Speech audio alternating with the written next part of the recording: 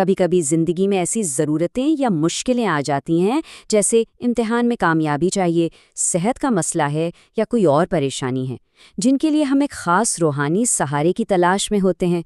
آج ہم ایک ایسے ہی عمل کو سمجھنے کی کوشش کر رہے ہیں جو معتبر روایات سے لیا گیا ہے اور یہ جائز خواہشات کی تکمیل کے لیے ایک راستہ دکھاتا ہے۔ تو آئیے دیکھتے ہیں کہ اس کے مراحل کیا ہیں۔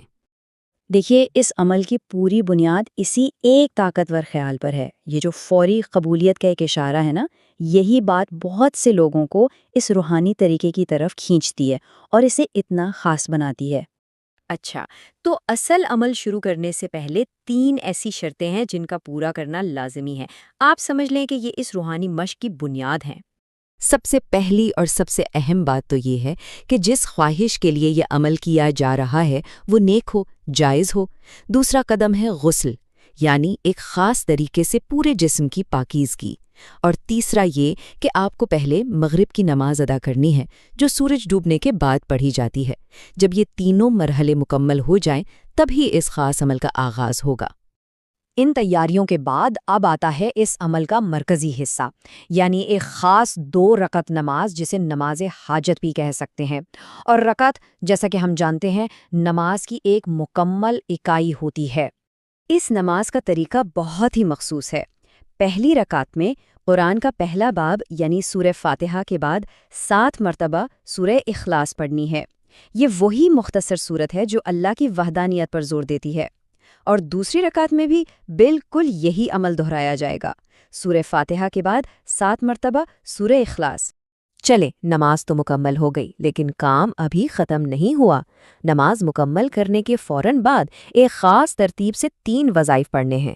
سب سے پہلے تو 14 مرتبہ درود پاک پڑھنا ہے، یعنی حضرت محمد صلی اللہ علیہ وآلہ وسلم اور ان کی آل پر درود و سلام بھیجنا، جسے دعا کی قبولیت کے لیے بہت اہم سمجھا جاتا ہے۔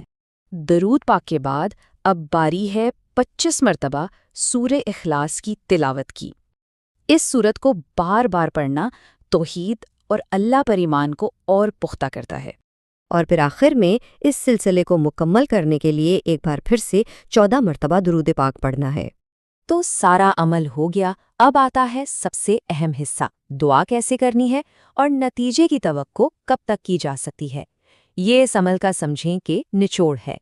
تو دعا مانگنے کا طریقہ یہ بتایا گیا ہے کہ سب سے پہلے اس پورے عمل کا ثواب حضرت فاطمہ زہرا سلام اللہ علیہا کو ہدیہ کرنا ہے، جو پیغمبر اسلام کی بیٹی ہیں اور ایک انتہائی قابل احترام شخصیت ہیں، اور پھر انہی کے وسیلے سے اللہ تعالیٰ سے اپنی حاجت پوری ہونے کی دعا کرنی ہے۔ اچھا، اب یہ عمل کرنا کتنے دن ہے؟ تو ہدایت یہ ہے کہ اسے مسلسل 3 دن تک کیا جائے، اور اگر اس دوران حاجت پوری نہ ہو تو پھر اسے 7 دن تک بھی جاری رکھا جا سکتا ہے۔ جیسا کہ بتایا گیا ہے، اس عمل کے نتائج بہت تیزی سے ظاہر ہو سکتے ہیں، اکثر تو صرف چند دنوں میں، اور بعض روایات کے مطابق کبھی کبھی تو پہلے ہی دن میں حاجت پوری ہو جاتی ہے۔